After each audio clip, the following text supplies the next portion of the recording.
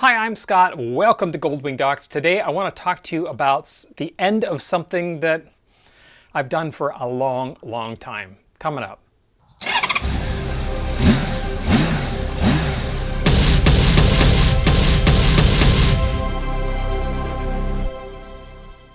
Many years ago, I'm thinking 13, 14, 15 years ago, I bought my first Goldwing. It was a 1100 Goldwing. And after a few years of riding this bike, 1100 Aspencade, it was in 1982, I noticed that my fuel and temperature gauges were going wonky. Sometimes they would work, sometimes they wouldn't. And I asked around on the boards at the time, and everybody said, oh, 7-volt regulator's going, you have to go find one, find a used one on eBay and put it in, and that'll fix it. So I went around and looked at ones on eBay, and they're all used. There's no new ones to be had. And I thought, why am I going to spend $30, $40, $50 on one of these used 7-volt regulators that are 40 years old, just as old as the one that was in my bike, and who knows when they're going to fail? So I did a little research and realized it is just a standard 7-volt regulator. Now, 7-volt regulators aren't standard. You can't go and buy a voltage regulator for 7 volts, but you can design circuitry that will act as a 7-volt regulator, so that's exactly what I did. I built my own 7-volt regulator, put it into my bike, and it worked. It fixed it. I mentioned that online, that I said, hey, I built this and it's working, it's great. So somebody said, well, can you build me one? I'm like, yeah, I guess I could build another one. So I built another one. And then I came back and I had like 4 or 5 more people say, hey, could you build me one as well? I'm like, great. Okay, so I decided, well, maybe there is actually a market for this. So I put out a request, said, how many people might be interested in buying this if I actually made them in quantity? And I got quite a few responses. So I thought, okay, I'll make up a batch of like 100, say. So I bought a whole bunch of parts, designed it so that I could make, because there's 3 different types, I had to make 3 different types for the 3 different bikes. There's one that is a type A that goes in the 75 and the 76 and the 77. And there's a type B that goes in the 78 and 79. And then there's a type C that goes in the 80 through 84. Now the 84 is a 1200, but it's only the 1200 standard. The other 1200s, the Aspencade and so on, Interstate, do not take a 7-volt regulator at all. It's only the standard with the analog gauges on it.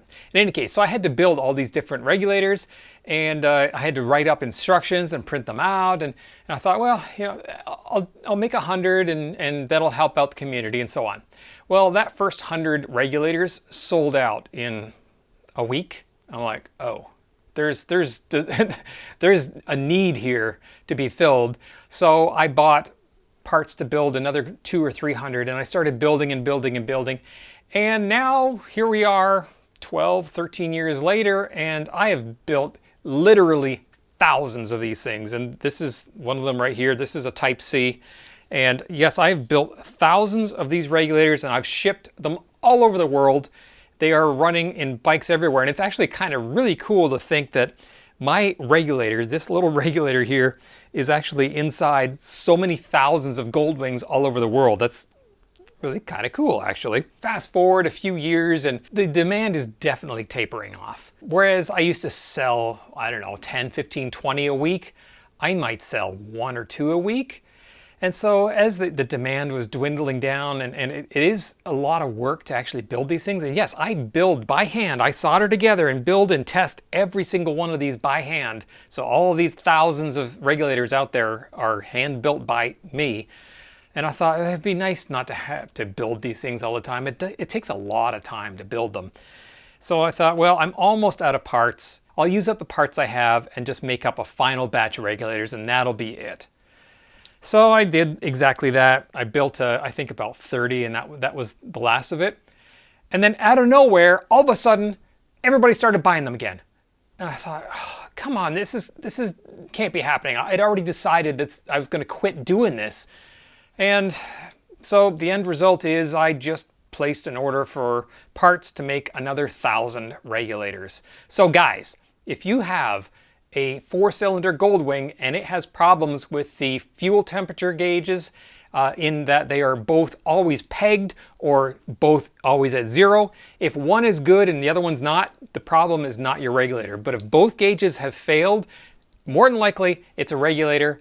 Go to the Goldwing Docs website, go to the store, you'll see these on here, you can buy one and I will ship it out to you, and you can be added to the thousands of regulators. Now, don't let me down, guys, because I've gone into a lot of money to spend to buy parts for another 1,000 of these, and I buy them in bulk because I get the cost savings for buying in bulk. So that is the first one. So yeah, I almost quit, but I didn't. Then we had come to the relays, which is, again, I had a relay fail on my 1500, and I went to Honda to buy a new one, and they wanted $30. I'm like, it's a relay! $30 for a relay? Come on. So I thought, well, it's just a Omron. I'll just get the Omron number. It's a G8 MSH30 relay. I'll go to Omron and buy my own relays. And I did that.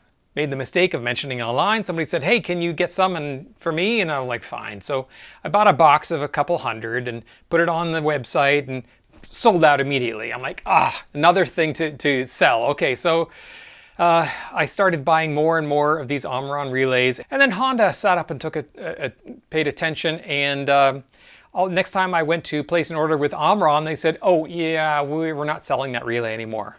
I'm like, what? You have it on your website and you're still supplying them to Honda. They said, yeah, we're just not selling them to the public anymore. So Honda went in, and because I was undercutting them, because obviously I was buying them from Omron directly, the manufacturer, so I could sell these for $13. And instead of Honda's $30, because I wasn't having the Honda markup in them. So yeah, Honda didn't like that. So they cut me off with the manufacturer. So I was out of business at that point, so I quit. No, I didn't. I didn't quit. I went to a number of different manufacturers of relays, and I had them all send me samples. I had a couple Omron relays, and I sent them and I said, can you make me this? And I said, but the Omron relay is 20 amps. I said, can you make me one of these, but 40 amps? Because the problem with the Omron relays is they fail. That's why I was selling so many. They're undersized for the application. Honda bought the cheapest relay they could use in the GL 1500, and they fail. They get hot. They just die. The contacts pit. So I thought, well, if I size it to be double the size that's required, then my relays won't fail. So that's what I did. I got samples and quotes from a number of different manufacturers, and when they sent them to me, I cut them open to have a look and see how they're constructed. The one that I saw that was the best, it was really impressive. It was all copper inside and the oversized contacts. I'm like, oh, this is the one. So I placed an order for a couple thousand with that manufacturer and started selling them, and they sold like hotcakes. Fast forward another few years, and I have sold tens of thousands of these relays, literally tens of thousands. And once again, my relays are in GL 1500s all over the world. I sell them still for $13. I'm almost making nothing on them at this point because inflation and shipping is really the killer. I still sell these. The demand has definitely tapered off. I was down to my last 100 or so, and I thought, you know what? Maybe it's time to call it a day with these as well. And exactly the same thing happened. It got into the end of fall, and all of a sudden I had a huge spike of orders coming in. I'm like, oh crap. So I ordered another 2,000, and they're sitting right over here.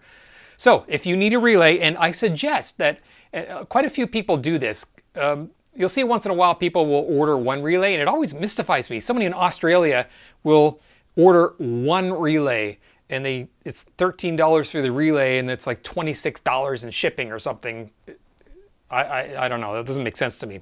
But many people will order 7 relays because there's 7 of these relays in a 1500.